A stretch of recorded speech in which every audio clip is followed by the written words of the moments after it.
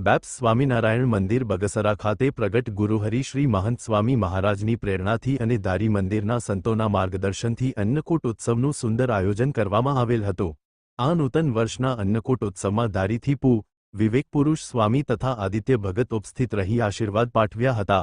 તેમાં બગસરાની દરેક ધર્મપ્રેમી જનતાઓએ બહોળી સંખ્યામાં ખાસ હાજર રહી સંતોના આશીર્વાદ મેળવ્યા હતા અને અન્નકૂટ ઉત્સવના દર્શન કર્યા હતા।